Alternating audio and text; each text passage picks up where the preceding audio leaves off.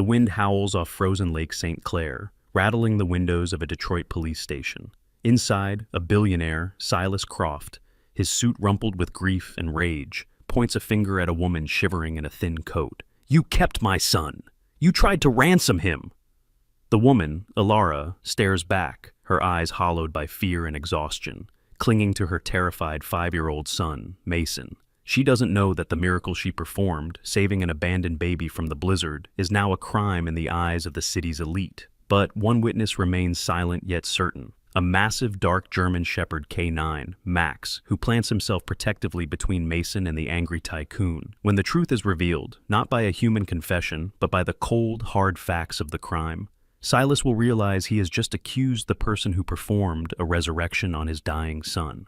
What happens next will make you believe that even in the deepest winter, human kindness is a fire that cannot be quenched.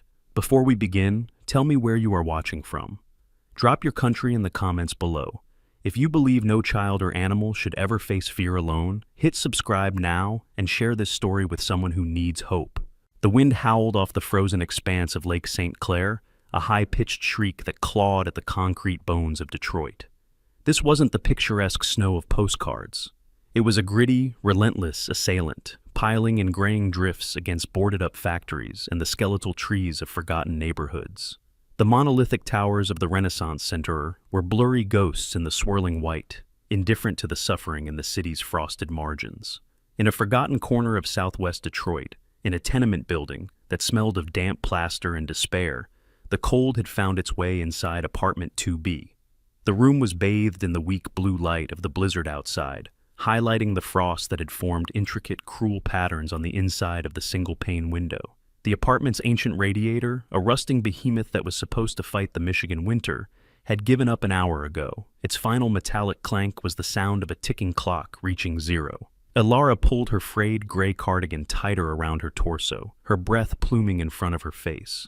She was a tall woman in her late 20s, but slender to the point of fragility, a result of too many skipped meals so her son could eat. Her dark auburn hair, once vibrant, was pulled back in a tight, functional knot, revealing the pale, almost translucent skin stretched over high cheekbones. Her eyes, a deep, weary hazel, were etched with a worry that felt permanent.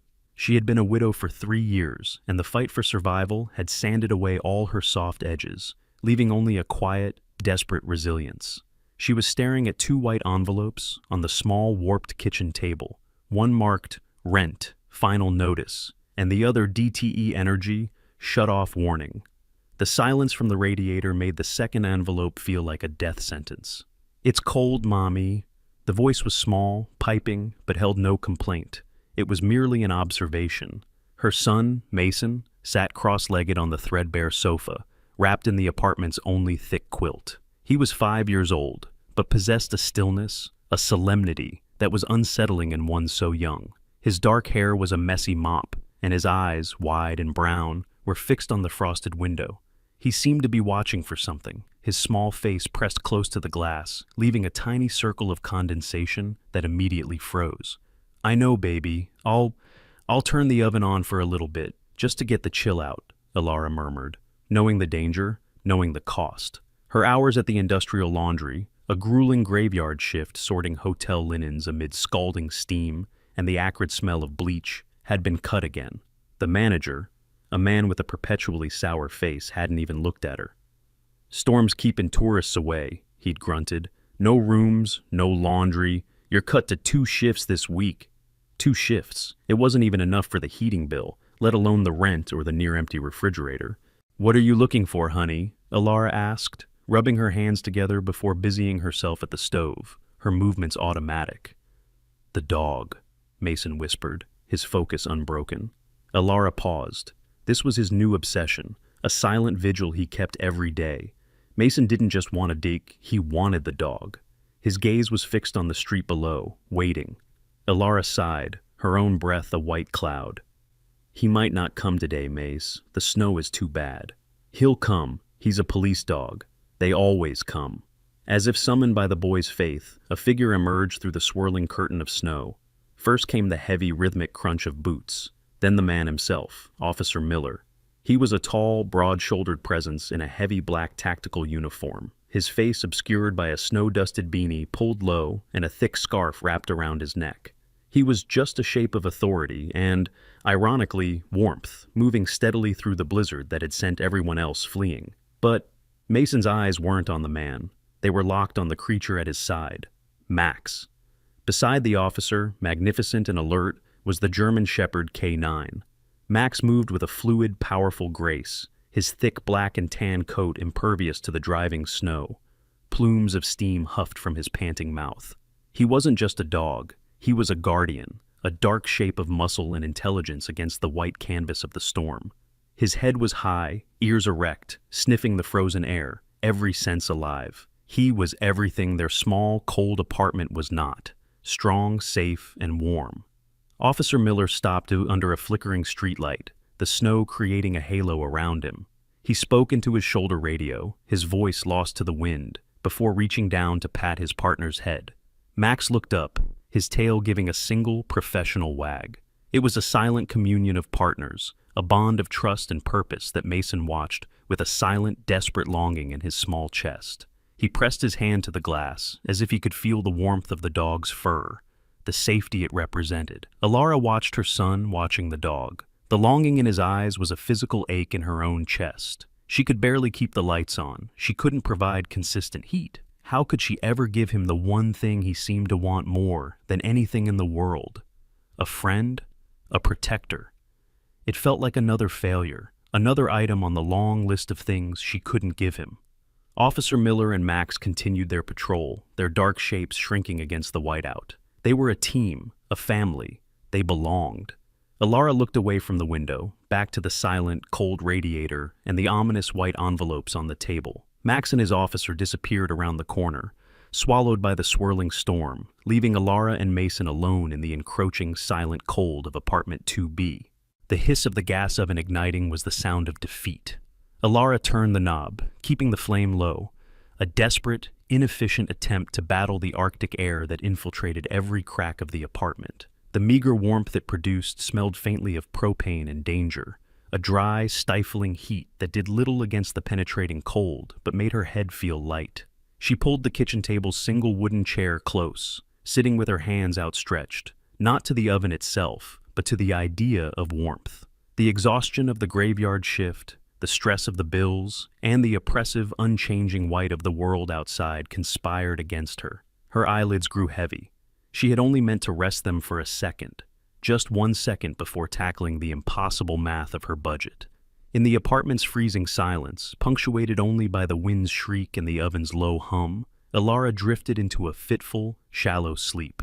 In that silence, Mason made his move. He watched his mother's head nod forward, her breathing evening out into the shallow rhythm of exhaustion. He looked at the white envelopes on the table, the red final notice, a splash of angry color in their gray world.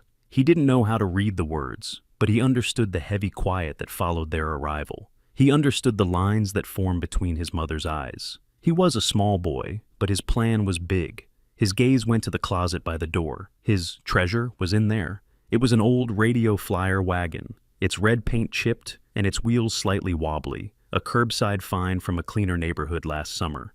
It was his most prized possession, and today it was his tool. With the careful, practiced silence of a child navigating an adult's fragile world, he began to bundle up.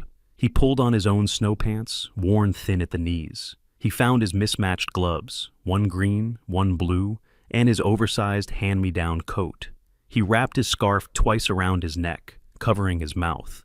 He looked like a tiny, determined explorer, ready to brave a hostile planet.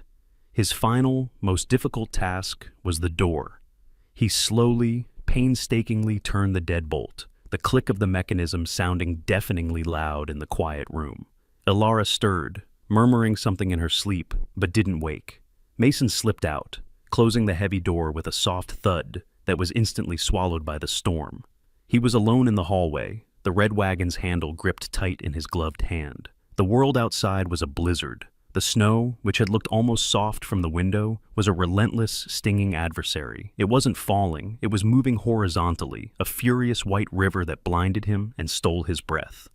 The wagon's plastic wheels, designed for sidewalks and sunshine, immediately sank into the deep, unplowed drift.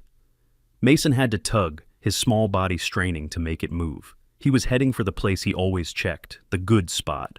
It was a cluster of public trash bins and dumpsters near the waterfront park, bordering the frozen expanse of the Detroit River. It was a place where people driving through sometimes dumped things they didn't want. And Mason had once found a perfectly good toy truck there, and another time, a whole bag of aluminum cans. Cans meant money. He didn't know how much, but he knew it was something. His journey was an epic in miniature. The wind pushed him back, and the wagon fought him, its wheels clogged with ice. The world was too big, too white, and too loud. He was the only living thing moving, a tiny speck of red and blue against the vast monochrome emptiness. After what felt like hours, he reached the park. The river was a sheet of gray, fractured ice, and the wind coming off it was sharp as a razor. The dumpsters were nearly buried, great green humps under pillows of white.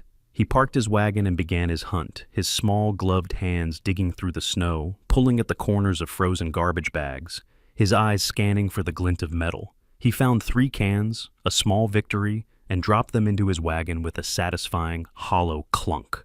He was digging near the largest dumpster when he first heard it. A thin, reedy sound, almost like a seagull, but wrong.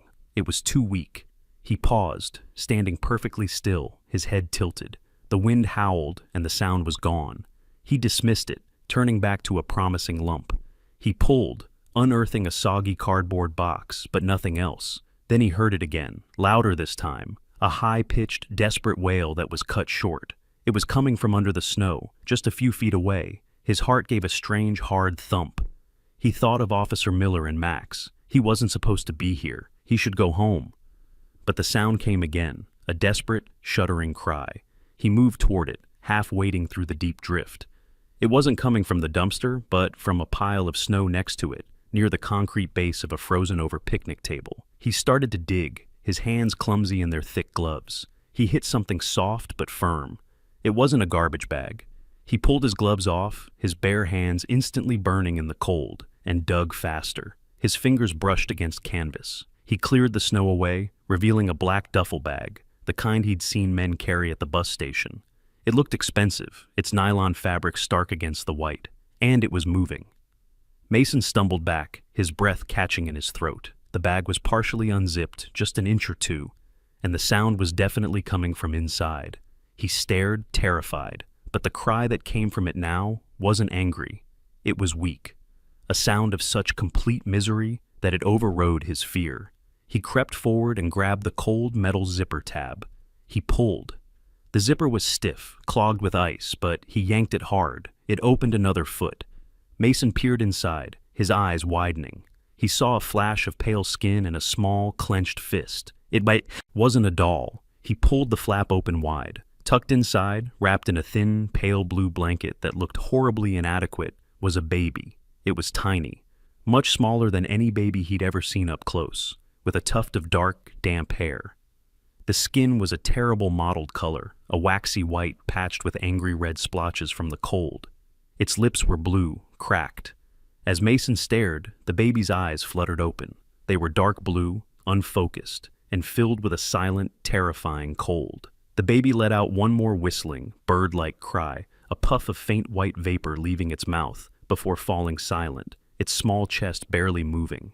The wind howled around them, a mournful, empty sound. Mason just stood there, his small hands turning bright red in the freezing air, his mind completely blank, staring at the impossible, dying thing he had just found in the snow. The world contracted to the size of the black duffel bag. For a long second, Mason was as frozen as the baby inside. The wind shrieked, a high, mocking sound that seemed to pull at his oversized coat, urging him to run, to go back to the humming oven and the illusion of safety. The baby was silent. Its stillness was the most terrifying thing Mason had ever seen. He had seen dead birds in the snow before. They were stiff and wrong, and this baby looked stiff and wrong, but birds didn't cry. This had cried. His 5-year-old mind, uncluttered by adult complexities, landed on a single, simple truth. Cold is bad. Home is warm. I have to take it home. He tore his gaze from the baby's blue face and looked at his red wagon, his prize, which held only 3 aluminum cans. He didn't hesitate. He reached in, grabbed the cans, his hard-won treasure, and threw them into the snowdrift. The sound they made was dull and insignificant. With his bare, burning hands, he fumbled with the duffel bag. He couldn't carry the baby. It was too cold, and the wind was too strong. The bag was its only shield. He zipped it up, leaving just a tiny gap for air, his fingers clumsy and numb. He pushed the bag, trying to lift it, but it was heavy and awkward. Using all his strength, he managed to hoist and then dump the entire duffel bag into the basin of the radio flyer. It barely fit. He grabbed the wagon's cold metal handle, his raw palm sticking to the metal, and pulled. The wheels, already clogged, sank deep into the snow, refusing to move. Panic, cold and sharp, flooded his chest. It was too heavy. He couldn't move it. He pulled again, throwing his entire small body weight into it, his boots slipping. The wagon lurched, moving maybe an inch. He did it again, a sob of effort, not sadness, tearing from his throat. The wagon moved. He began the journey. Back in apartment 2B, Ilara awoke with a gasp. The air was thick and smelled dangerously of gas. She hadn't been asleep for long, but the cold had deepened, and the oven's hum seemed louder in the silence. But it wasn't the gas that woke her. It was the other silence. "Mason," she called out, her voice thick with sleep. "Mace, stop watching the window, baby. Come away from the—" She turned. The sofa was empty, the quilt pooled on the floor. "Mason," her heart hammered against her ribs. She saw the kitchen chair by the oven, the white envelopes on the table, but not her son. Then she saw the door. It wasn't just unlocked, it was slightly ajar, a thin, vertical line of gray snow visible in the hallway. "No," she whispered. It was a prayer. She scrambled to her feet, the world tilting. "Mason!" She ripped the door open, not bothering with her coat or her shoes, and ran into the freezing hallway, her bare feet stinging on the icy linoleum. "Mason!" she screamed, her voice echoing in the empty concrete stairwell. She plunged down the steps, her mind racing through every horror. He'd wandered off. He'd frozen. Someone had taken him. She reached the bottom landing, the heavy metal door to the outside letting in a furious draft of snow, and skidded to a stop. He was there. He was just inside the entryway, his back to her, silhouetted against the blizzard. He was covered in snow, a tiny frozen statue. He was crying, deep shuddering sobs of exhaustion, and he was yanking on the handle of his red wagon, trying to pull it over the threshold's metal lip. "Mason! Oh my God! Mason!" Ilara flew the last few feet and grabbed him, spinning him around, shaking him. "What are you doing? Where did you go? Are you crazy? You can't. Her terror was coming out as anger, a hot, sharp flood of it. She was about to shake him again when she saw the wagon, and the black duffel bag sitting in it. "What is that? Mason, what did you take? Did you steal this?" "No!" he wailed, his face streaked with frozen tears. I found it. By the water. It was crying." He pointed a small red hand at the bag. Ilara's anger vanished, replaced by a cold, confusing dread. Crying? What was crying? She looked from the bag to her son, and then back to the bag. It was still. A toy. A kitten? He shook his head, unable to speak, and lunged for the bag, grabbing the zipper. "No, Mommy, look!" He yanked it open. Ilara leaned over. The world stopped. The wind in the stairwell, her own heartbeat, the burning cold in her feet. It all ceased. She was staring at the waxy, blue-white face of a baby. It was utterly still, its eyes closed, its tiny cracked lips blue. It was not a doll. It was not a kitten. It was a dead child. "Oh," she breathed, a sound without air. "Oh, God. Mason, what?" But her body was already moving. Her mind might have frozen, but her hands, the hands of a mother, knew what to do. She plunged them into the bag, shoving Mason aside. She grabbed the baby. It was horrifyingly light. It was horrifyingly cold. It felt like grabbing a piece of frozen meat wrapped in a blanket. She ripped it from the bag, pulling it against her chest, and ran. "Mommy!" Mason screamed, grabbing his wagon and running after her. Ilara burst back into apartment 2B, kicking the door shut behind her. "Lock it!" she screamed at Mason, her voice a raw command. She didn't wait. She ran to the sofa, threw the quilt aside, and laid the baby down. It didn't move. Its cheap, damp onesie was frozen stiff. She ripped the clothing off, her hands shaking so violently she could barely work the snaps. The skin underneath was mottled, a terrifying map of red and blue, and felt like ice. She put her ear to its chest. Nothing. No breath, no heartbeat. No, no, no, she chanted, a frantic prayer. She looked at the phone. Call 911. Call the police. The thought was immediate and immediately dismissed. The shut-off notice flashed in her mind. The gas oven, her son, missing in a blizzard. They wouldn't just take the baby, they would take Mason. They would see her as an unfit mother, her apartment as a death trap. She couldn't call, she couldn't risk him. We have to do it, she said, to herself, to God. We have to. She ripped off her own cardigan and the thin t-shirt underneath, shivering as the cold air hit her skin. Mommy, what? Mason whispered, standing by the door, his eyes wide with terror. It's okay, baby. It's okay. We have to make him warm.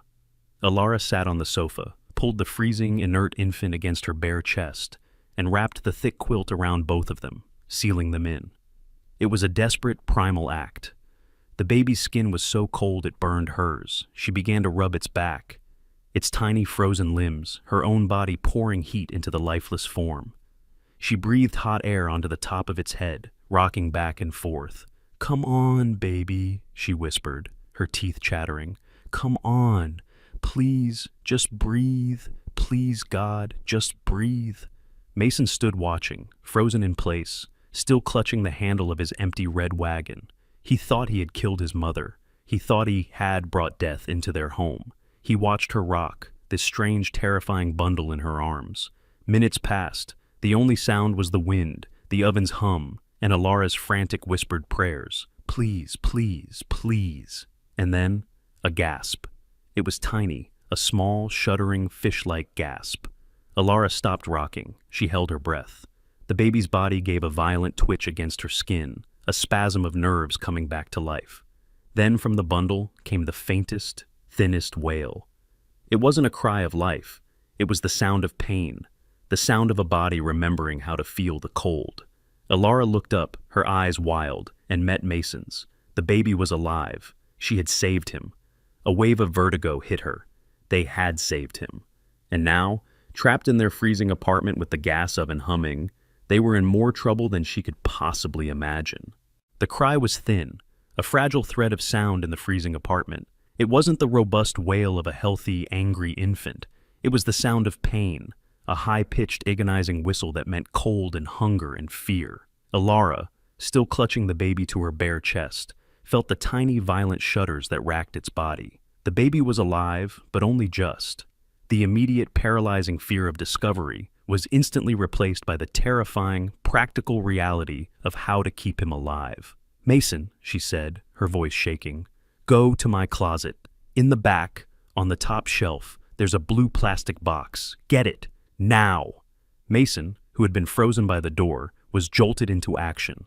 He dropped the wagon handle and ran, scrambling onto her bed to reach the shelf. Alara kept rubbing the baby, her skin transferring every ounce of warmth she had. The infant's cry was subsiding back into a weak, gasping whimper. No, no, no, you stay awake, she murmured, rocking frantically. You have to stay awake, Mason returned, dragging the heavy plastic tote. Alara ripped the lid off. Inside, smelling faintly of cedar and thyme, were Mason's old baby clothes. Faded yellow onesies, tiny socks, soft worn receiving blankets. They were clean, packed away 3 years ago for a future, for a maybe that had never come. Now they were a lifeline. She quickly, deftly dressed the infant. The clothes were far too big for a 5-month-old, the onesie hanging in loose folds, but they were dry and warm. The baby immediately quieted, its shivering lessening as it was swaddled tightly in 2 of Mason's old blankets. He's hungry, Mason stated, his voice a tiny whisper of fact. He was right. The baby's mouth was rooting, a blind, desperate instinct. Alara's heart sank. Mommy, he's hungry. I know, Mace, I know. She looked at her empty refrigerator, a half-gallon of 2% milk, a heel of bread, and a jar of mustard. They had no formula, no baby food, not even a bottle. Okay, think. She grabbed a small glass, poured a tiny bit of milk into it, and added a sprinkle of sugar, a desperate, old-world remedy. We need to make it warm, but the stove is bad. She put the glass into a bowl of the hottest water that would come from the tap, letting it sit, before testing the temperature on her wrist. It was lukewarm. Get a spoon, she commanded. She sat on the sofa, the swaddled baby in her lap. She dipped the spoon into the milk and touched it to the baby's blue lips. At first, there was no reaction. Then the baby's tongue flickered out, tasting it. He began to suck weakly at the metal spoon. It was agonizingly slow. A few drops, a weak swallow, a few more. It took 20 minutes for him to take what amounted to half an ounce, but color was returning to his cheeks. The waxy, terrifying blue was fading into a pale, blotchy pink. He was no longer dying. He was just a baby, in her apartment. It was during this slow, painstaking process that she found it. The baby's neck was grimy, a mixture of dirt from the bag and sweat from the hypothermia. As Alara gently cleaned the folds of his neck with a warm, damp cloth, her fingers brushed against something thin and cold, a chain. Frowning, she hooked her finger under it and pulled it gently from beneath the collar of the borrowed onesie. It wasn't a cheap plated necklace. It was heavy, glowing with the dull, unmistakable white luster of platinum. Attached to it was a small, polished bar of the same metal, perfectly smooth, with 2 letters engraved in a clean, sharp font. O.C. Alara stared at it. The smooth, cold metal felt heavy in her palm. O.C. This was not the jewelry of a poor, abandoned child. This was wealth. This was the kind of thing she saw in magazines at the laundry, the kind of casual expense that could have prepaid her rent for a year. A cold dread, sharper than the blizzard, settled over her. This baby wasn't just abandoned. He was taken. He was hidden. The black duffel bag, the expensive chain, this was something dark, something far outside her world of simple poverty. Her first instinct was to hide it. She quickly tucked the chain back under the onesie, her heart hammering. The baby, exhausted from the feeding and the warmth, had fallen into a deep, heavy sleep in her lap. She and Mason watched him sleep for an hour. The storm raged on, but inside, a new, terrifying quiet had settled. Mason, his earlier fear gone, now sat on the floor, gently touching the baby's tiny, sock-covered foot. "He's our baby now?" Mason asked. Alara looked at her son, her heart breaking. I don't know, Mace. He belongs to someone. But they threw him away, Mason said, his 5-year-old logic absolute. We found him, so he's ours. Alara didn't know what to say. They survived the night. The baby woke twice, crying, and she fed him the same slow spoonfuls of sweetened milk. By morning, the blizzard had broken, leaving the city entombed in a silent, heavy blanket of white, and Alara had to go to work. It was one of her 2 shifts for the week. Missing it meant being fired. It meant the shut-off notice would become a reality. She had no choice. She looked at Mason, now sitting on the sofa, watching the baby sleep in a laundry basket crib they had made. "Mason," she said, kneeling in front of him, her hands gripping his small shoulders. "I have to go. I have to." His face crumpled. "You're leaving us? Just for a few hours. You have to be the man of the house. You have to be so brave." She gave him a list of impossible instructions. "You don't answer the door. Not for anyone. You don't make a sound. If he wakes up, you give him the spoon, just like I showed you. Don't let him cry. Do you understand? Don't let him cry." Mason, his eyes wide with the gravity of the task, nodded. "I'll protect him, Mommy." The laundry was a different kind of hell. It was suffocatingly hot, the air thick with steam and the sharp chemical smell of industrial bleach. The roar of the giant dryers was deafening. Alara moved like a ghost, her body folding sheets and towels on autopilot while her mind was screaming, back in apartment 2B. Every time a machine hissed, she thought it was the baby crying. Every time a cart rattled, she thought it was someone knocking on her door. She worked for 3 hours, her hands raw, her mind splintering. During her 15-minute break, she stumbled into the tiny, linoleum-floored break room. A small, cracked television was bolted to the wall, its volume barely audible over the rumble from the main floor. A generic local news anchor was speaking. Alara collapsed onto a plastic chair, rubbing her temples, ignoring it. "Police are expanding the search, despite the blizzard." The anchor's voice cut through her fog. She looked up. The screen showed a breaking news graphic. In the desperate search for the missing son of tech billionaire Silas Croft, a photo flashed on the screen. It was a man, photographed at some gala. He was not handsome, but striking, with a face made of hard angles. His jaw was sharp, his dark hair streaked with a surprising amount of gray, and his eyes, even in the photo, they were a piercing, intense gray. He looked severe, powerful, and utterly undone, his expensive suit immaculate, but his face haggard with grief. This was Silas Croft. Ilara had heard the name, a Detroit success story, a tech recluse who had lost his wife a year prior. Then, the photo changed. It was a professional portrait of a baby, a beautiful, smiling 5-month-old, with a tuft of dark hair and deep blue eyes. Oliver Croft, the anchor said, was taken from his Grosse Pointe home 2 days ago.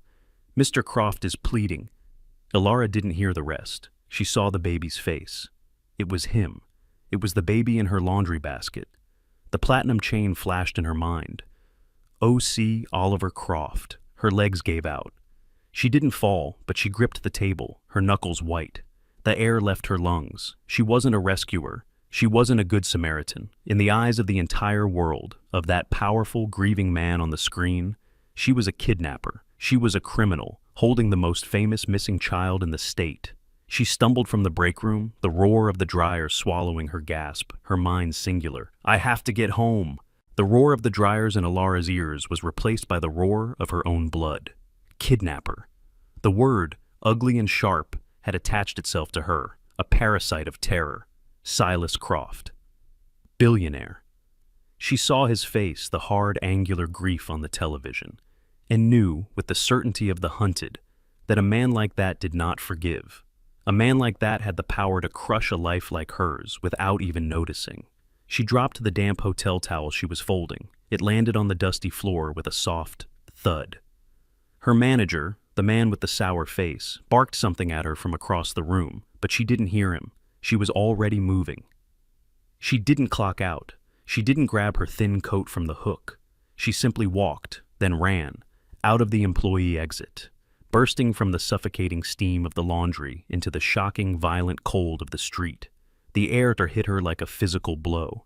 The snow had started again, a new, angry squall. She ran, her cheap work shoes slipping on the uncleared sidewalk, her lungs burning as the Arctic air seared them. The run home was a blur of panic. Every car that passed was an unmarked police cruiser. Every person she saw was an officer in disguise. She saw the shut-off notice in her mind, the gas oven, her son left alone with a kidnapped baby. She wasn't just an unfit mother anymore. She was an accomplice. She was a felon. She had stolen, by act of rescue, the most valuable child in the state. She reached her building, her breath coming in ragged, painful sobs, and pounded up the concrete stairs, her mind a singular screaming refrain. Mason! I have to save Mason! She burst into apartment 2B, the door slamming against the wall, rattling the pictures in the neighboring apartment. Mason, who had been sitting on the floor next to the laundry basket, his small hand resting on the sleeping baby's head, leaped to his feet, terrified. Mommy? Ilara's eyes, wide and wild, took in the scene. The apartment was freezing. The gas oven's hum, which she hadn't noticed before, was now a loud, accusing hiss in the silence. Turn it off! She screamed, and Mason, seeing the raw terror in her face, scrambled to the stove, fumbling with the knob until the blue flame vanished with a poof. Mommy, you're scaring me, he whimpered. Ilara didn't answer. She ran to the window, pulling back the frosted curtain. She stared down at the street, expecting to see a fleet of black SUVs, the SWAT team, Silas Croft himself. The street was empty, just the swirling snow and the abandoned radio flyer wagon near the door, its red paint a stark accusation. She turned back to the room. The baby, Oliver, was still asleep, oblivious. Mason was crying silently. The reality of her situation crushed her. She was trapped. If she did nothing, they would eventually find her. They would find the baby, and she would be a kidnapper who had endangered 2 children. If she tried to abandon the baby now, leave him at a church, a hospital, she would be caught on a camera. She was already a criminal. There was only one path. One terrifying, razor-thin path to proving her innocence. She had to be the one to make the call. She had to be the one to give him back. She walked to the phone, her hand shaking so badly it took her 3 tries to pick up the receiver. She dialed 911. A calm female voice answered. Detroit 911, what is your emergency? Ilara's voice was a cracked whisper. I think I have the missing baby. Silence. Then the dispatcher's voice, suddenly sharp, professional. "Ma'am, state your name and location." "Ilara, apartment 2B, 4580 Clark Street.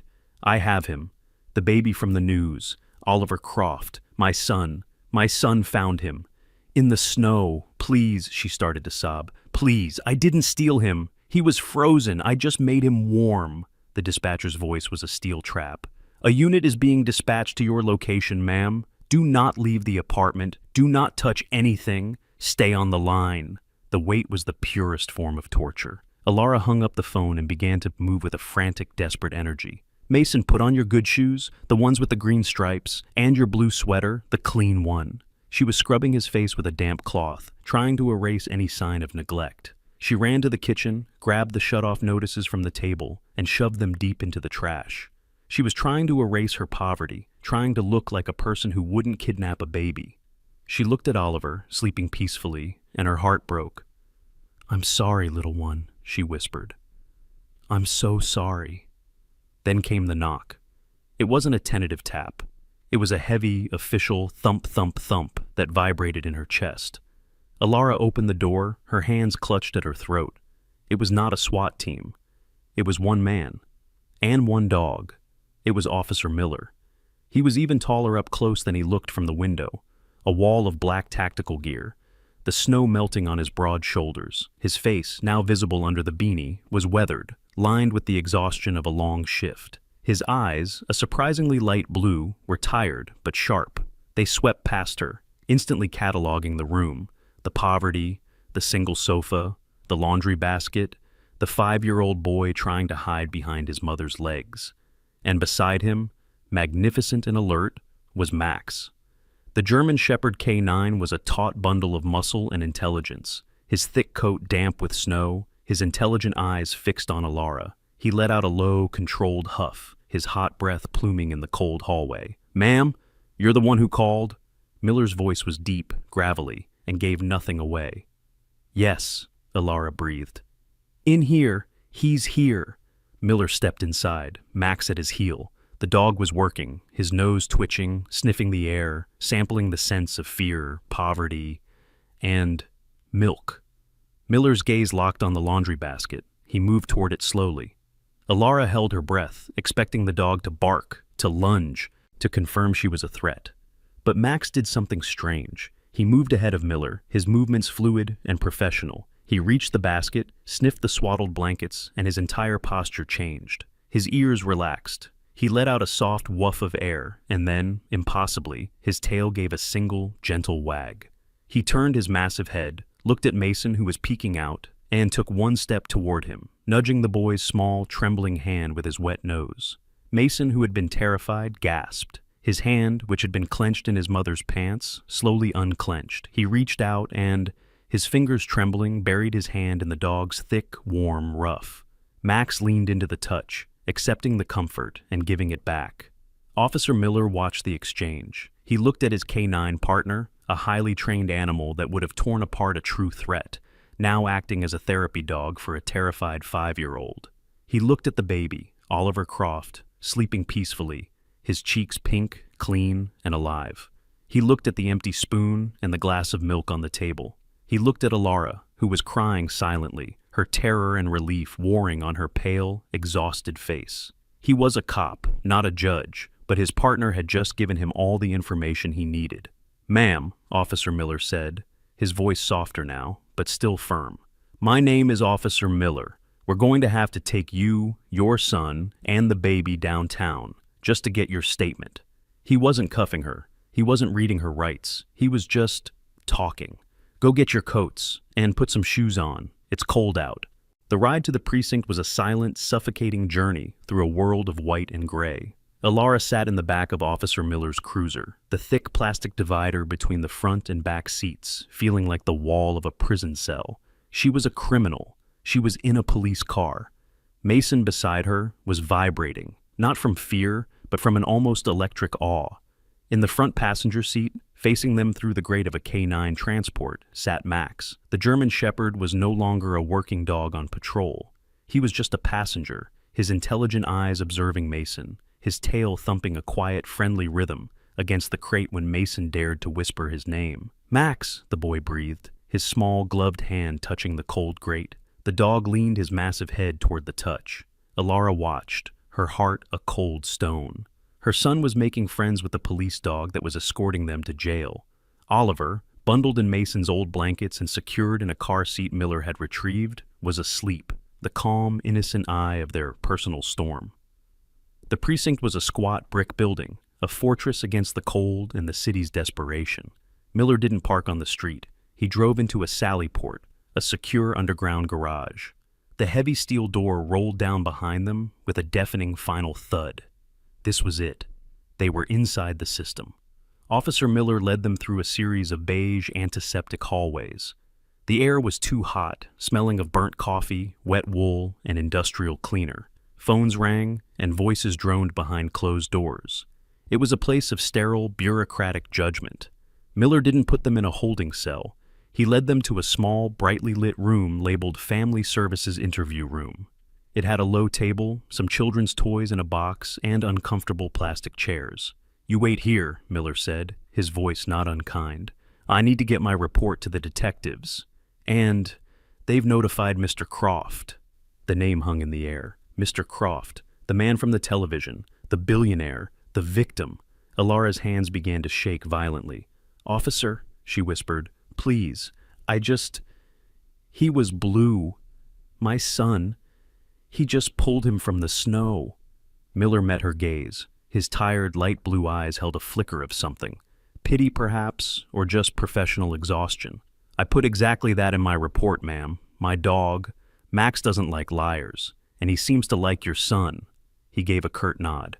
"Just wait here." He left, closing the door, and the click of the lock was automatic. They were not prisoners, but they were not free. An hour passed. It was an hour of fluorescent lights humming and Mason's restless, whispered questions. "Is this a jail, Mommy?" "No, baby." "Is that man coming?" "I think so." "The man with the angry face?" "I don't know." Oliver woke up. He was hungry. He began to fuss, his cry building. Alara felt a surge of panic. A crying, kidnapped baby. She had no milk, no spoon. She just held him, rocking him, whispering the same frantic, useless apologies. "Shh, shh, little one. I'm sorry. I'm sorry." The door burst open. It didn't just open. It was shoved, slamming against the wall. A blast of cold air and energy flooded the small room. Officer Miller was there, but he was eclipsed, pushed aside by the man who followed him. It was Silas Croft. He was exactly as the television had shown, and yet terrifyingly more. He was tall, his frame lean but radiating a coiled, furious energy. He was wearing an impeccably tailored charcoal wool coat, unbuttoned, over a black suit that was rumpled, as if he had been wearing it for 48 hours. His dark hair, heavily streaked with silver at the temples, was a wreck, pushed back as if he'd been raking his hands through it. His face was all hard angles, a sharp jaw and high cheekbones covered in a dark, angry stubble. But it was his eyes that held Alara captive. They were the color of the Detroit River in winter, a piercing, metallic gray, and they were electric with a pain so profound it had burned away all softness, leaving only a raw, incinerating rage. He did not see Alara. He did not see Mason. He saw only the bundle in her arms. He crossed the room in 2 long strides and, without a word, ripped the baby from her. The movement was so fast, so violent, that Alara cried out. "Oliver!" he choked out, his voice a raw sound, half sob, half growl. He tore the blankets away, his large, trembling hands checking his son, running over his limbs, his chest, his face. He saw the pink skin, the clear eyes, the steady breath. The baby, startled by the rough movement and the new, strange scent, began to wail. Relief flashed across Silas's face, a visible unlocking of his features. It lasted for a single second. Then, the relief was gone, instantly replaced by a cold, reptilian suspicion. He looked at his son, alive, and then he looked at the woman who had him. He turned, his gray eyes narrowing into slits. "Who are you?" he snarled, his voice low, dangerous. "Alara," she whispered, shrinking back. "And you?" He jabbed a finger at Mason, who cowered behind Alara's legs. "He's my My son, Mason. Silas looked around the small, sterile room, at her thin, worn coat, at her shoes wet with melted snow, at her pale, terrified face. And his grief-stricken, logical mind, a mind that understood only transactions and betrayals, assembled the facts. "So this was it," he hissed. "This was the plan." "What? No, he found him." "Found him?" Silas took a step toward her. "A predator. You expect me to believe that? He's 5. You find him in a blizzard, and your first instinct isn't 911? No, you take him home. You warm him up. You wait. You wait for the news to break. You wait for the reward to get high enough, and then you call." He was shaking, his face a mask of contempt. "How much? How much did you want? 1 million? 2? Were you going to let him get sicker just to raise the price?" "No!" Alara was sobbing. Now, the injustice of it, the sheer, brutal wrongness of his words shattering her. I was scared. I turned on the oven. I was scared they would take my son." But her words were a confession to him. "Scared," he spat. "You were scared of getting caught." He turned to Officer Miller, who had been standing stone-faced by the door. "Arrest her. Arrest her now. This is the woman. She's an accomplice. She's... He couldn't even say it. He just held his son tighter.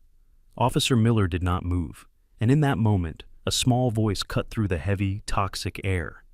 "You're wrong!"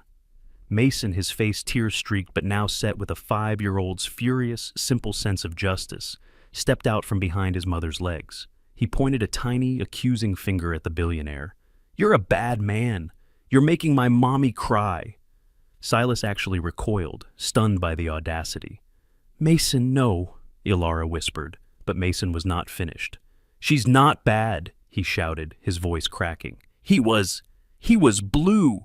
He was blue, and he wasn't crying, and Mommy held him. She took off her shirt and held him. She used her skin." The room went dead silent. The detail was so specific, so strange, so intimate, that it was impossible to invent. Silas just stared, his rage faltering, confronted by an innocence he couldn't bully. He looked at Officer Miller, as if for an explanation. The officer finally spoke, his voice a low, steady rumble. "Mr. Croft," he said, stepping forward, his presence solid, official. "I've been a cop for 15 years. I found this woman in a freezing apartment with a gas oven on for heat. The 911 call came from her. My K9 partner," he nodded toward the hallway, where Max was likely waiting, "is a specialist. He's trained to detect threat, deception, and accelerants. He found no threat. He sat down and let this boy pet him." Miller pointed to the small, empty glass and the spoon Alara had used. "She fed your son, sir, with a spoon and sweetened milk because she didn't have any formula. I don't know what happened out there, but I know what I saw in there, and it didn't look like an accomplice.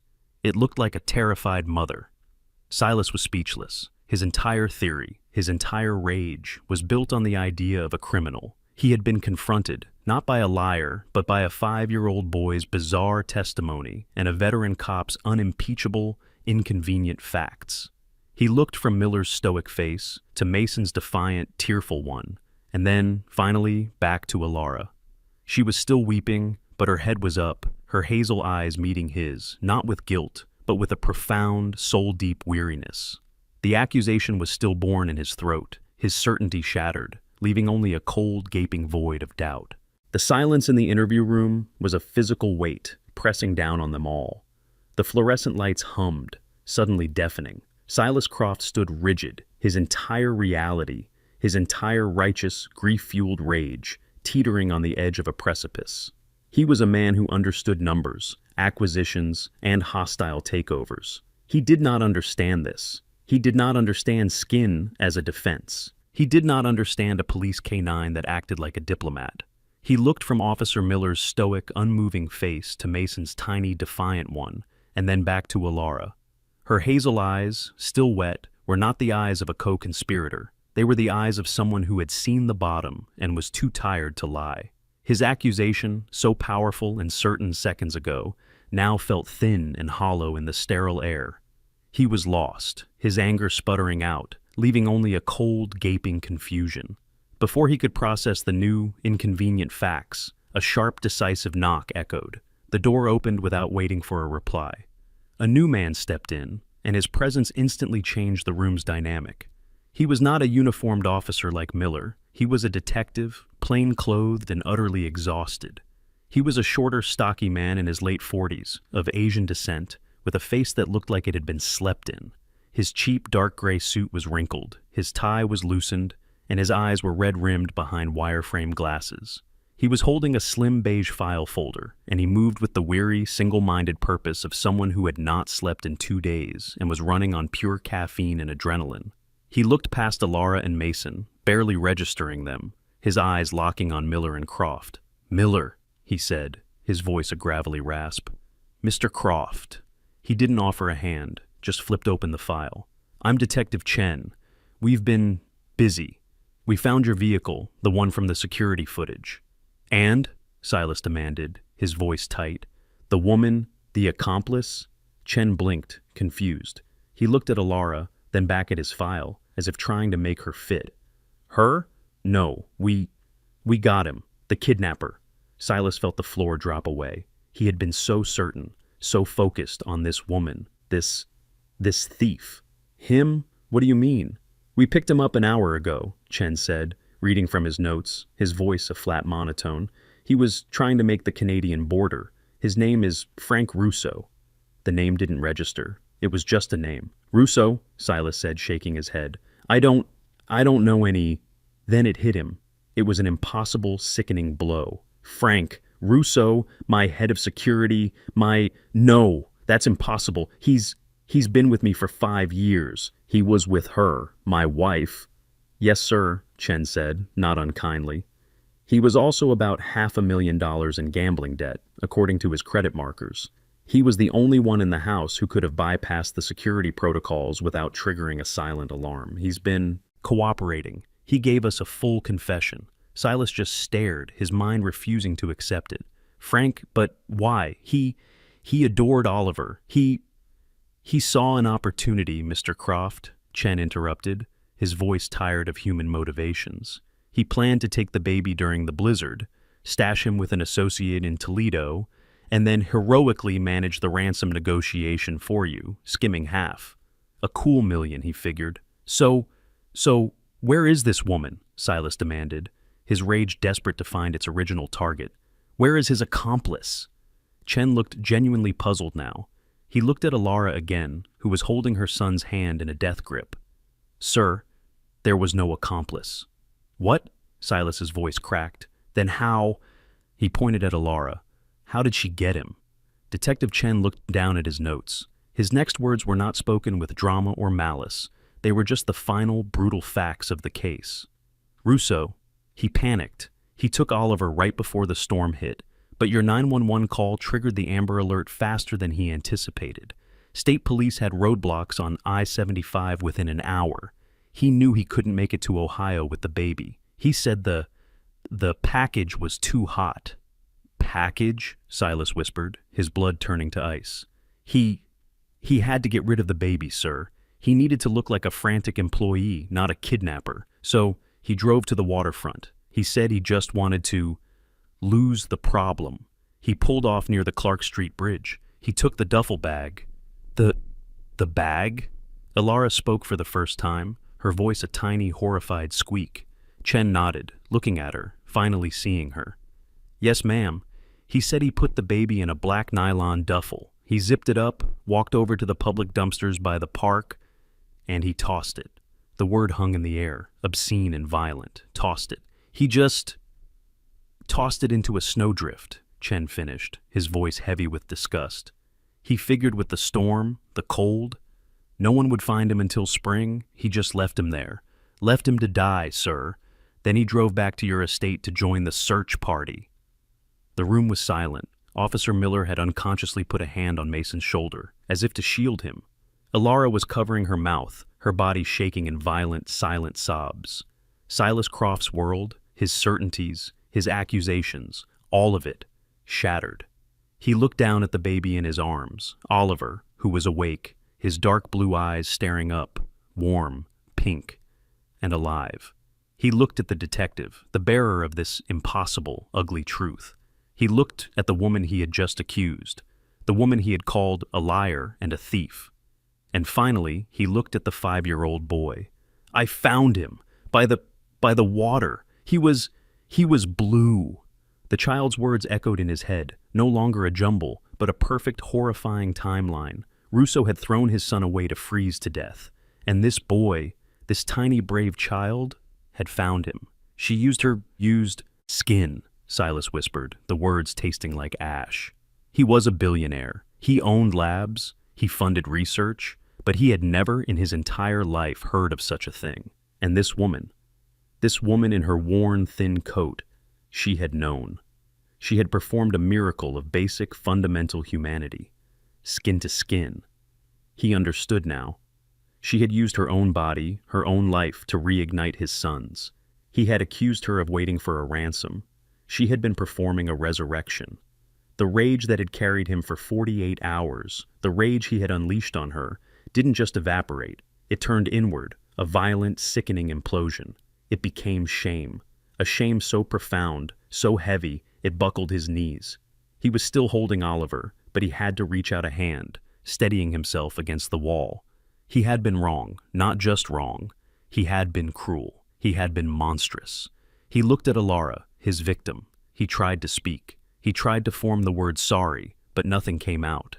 He just stared at the woman who had saved his son's life, the woman he had just tried to destroy, and he had no idea what to do. The fluorescent lights of the interview room hummed, a sound that drilled into Alara's skull. Detective Chen, having delivered the truth like a final, fatal blow, looked at the file in his hand, and then at Silas Croft. The billionaire, a man of imposing height and power, seemed to have shrunk, his shoulders slumped, his face ashen. He was leaning against the wall, his knuckles white, his gray eyes, no longer burning with rage, but now hollow and dark, with a shame so profound it was almost a physical presence, fixed on Alara. Oliver, in his arms, was quiet, as if sensing the complete emotional devastation of the man holding him. So, Chen said, his voice flat, that's the report. Russo is in custody, pending formal charges. He snapped the file shut. As for you, ma'am, he looked at Alara, we'll need a formal witness statement, but as far as we're concerned, you and your son are victims here, not suspects. Officer Miller, he nodded to the uniformed man, can escort you home. We'll be in touch. He left, the heavy door clicking shut, leaving the four of them in an unbearable, pressurized silence. Officer Miller cleared his throat, the sound unnaturally loud. Ma'am, Mason, let's get your coats. Alara moved like an automaton, her limbs numb. She pulled Mason's arms through his oversized coat, her hands shaking. This was it. It was over. She had survived. She had been accused, humiliated, and now vindicated. And all she felt was an exhaustion so deep it went to her bones. She just wanted to go home, even if home was a freezing apartment with a dangerous oven. As she reached for the doorknob, a voice, raw and broken, stopped her. Wait! She turned. Silas Croft had not moved from the wall. He was still staring at her, his face a mask of self-loathing.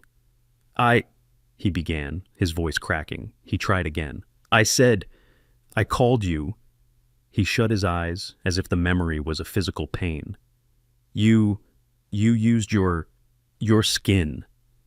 The word, Mason's word, sounded alien and holy coming from this man.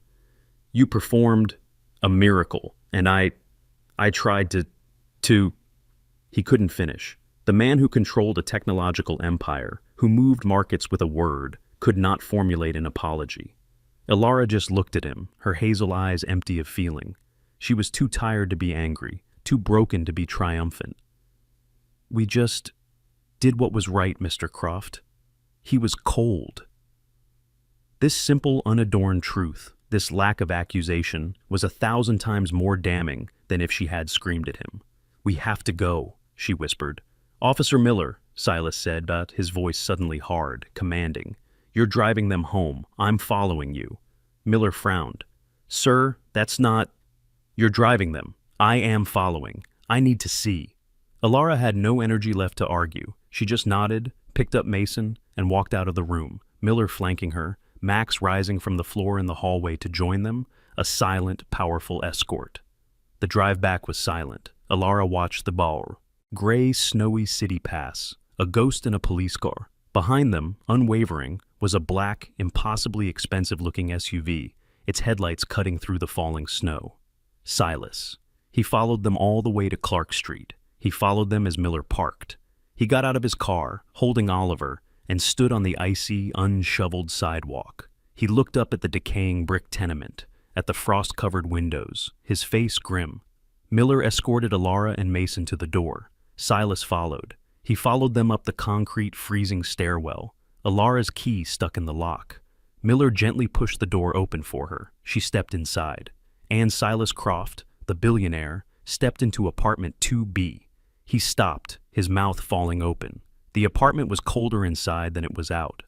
The air was dead, heavy. His eyes swept over the scene, and Alara saw, for the first time, her world through his. He saw the single threadbare sofa where she and Mason likely slept. He saw the empty warped kitchen table. He saw the thin, patched quilt. He saw the laundry basket, the crib where his son had slept. And then he saw the oven. The shut-off notices she had hidden were still in the trash, but the oven itself, with its faint, lingering smell of gas, was the most powerful testimony in the room. This was the heat. This was the source of life. "My God," he whispered. He walked over, his expensive leather shoes silent on the cracked linoleum, and touched the cold metal of the stove. This is where you..." Alara flinched, pulling Mason behind her. It was... The radiator broke. Silas turned to her, his face, his hard, angular, aristocratic face, completely broken. "You lived like this," he stated, not a question. You had nothing, no heat, no food. I saw the spoon. I heard the officer." He looked at her, and his voice dropped. "And you gave my son your warmth." He scrubbed a hand over his face, the stubble rasping. "And I called you a thief." He looked at Miller. "Officer, take them out of here." Alara's head snapped up. "What? No, this is our home." "No," Silas said, his voice steel. "It's not. It's a bok. It's a death trap. You are not spending another night here." He was already on his phone, dialing, barking orders. "I have a car coming. My corporate penthouse. It's empty. It's warm. The heat works. It has food. You will take your son, and you will go there. Tonight." I can't," Alara stammered. I can't accept. It's not charity," he roared, then immediately deflated. "No," he said, softer. It's an apology. It's the only one I know how to make. Please, let me do this, for Oliver, for what you did." 1 week later, Alara stood by a floor-to-ceiling window, looking out over a glittering, snow-covered Detroit. She was in a penthouse apartment that felt like a spaceship, all glass and steel and soft, warm air. Mason was in the other room, his room, asleep in a real bed. Silas had been true to his word. And more. He hadn't just given her a home, he had given her a job. His late wife's charitable foundation. "It's been dormant," he'd explained, his voice still full of that raw shame. I need someone to run it. Someone who understands things I don't. Someone who just does what's right." She was holding the foundation's charter, reading it, when the doorbell buzzed. It was Officer Miller and Max. Mason, hearing the dog's name, came running, his face bright with a joy Alara hadn't seen in years. "Max!" Miller smiled, a rare, genuine smile that crinkled his tired eyes. "Hey, kid, I came to see you. Max did too." He knelt. "Max here, he's a little old, for the force anyway. 8 years old. He's retiring. And K9s, when they retire, they need a good home, a partner. He's taken a real shine to you, Mason." Mason's jaw dropped. "Me? Him?" Alara said, stunned. Miller nodded, looking at Alara. "Mr. Croft and we've been talking. Max's retirement benefits, his food, his medical, they're being sponsored, in full, by the Croft Foundation." He unclipped Bast's official K9 leash and looped a simple red one onto Max's collar. He handed the leash to Mason. "He's your partner now, son, if you'll have him." Mason, his hands shaking, took the leash. Max, sensing the shift, licked the boy's face, his tail a blur. For the first time, Mason laughed. A real loud 5-year-old's belly laugh. He dropped the leash and wrapped his arms around the massive dog's neck. And Max, the professional, the guardian, leaned into the hug, his job complete. Alara watched, tears streaming down her face, tears of a kind she'd never known, tears of joy. Silas, holding Oliver, had arrived and was standing in the open doorway, watching. He met Alara's eyes over the sound of her son's laughter. He didn't smile, not yet. It was too soon. But he nodded, a silent acknowledgement, a promise. A family had been broken by malice, but 2 new ones, forged in ice and fire, bound by a 5-year-old's courage and a dog's good judgment, were, in that warm, safe room, beginning to heal. The story of Alara and Mason reminds us that God's greatest miracles are often found not in thunder and spectacle, but in quiet acts of human kindness. When Oliver was left to freeze, the divine intervention wasn't an angel's sudden appearance. It was the sheer, primal human courage of a 5-year-old boy and a mother who chose compassion over despair. Alara, facing ruin, gave the billionaire's son the only thing she had left, her own body heat, her unconditional love. In our daily lives, let this story challenge us. True worth isn't in what you own, but in what you give. Don't let pride or wealth blind you, as it did Silas Croft, from seeing the inherent dignity in every person. If this message of courage and compassion resonated with you, please share this story to inspire others. Comment below and tell us about a time you witnessed a true miracle of kindness. Finally, subscribe to our channel for more stories of hope. May God bless you all, keep you safe, and fill your hearts with the courage to always do what is right. Amen.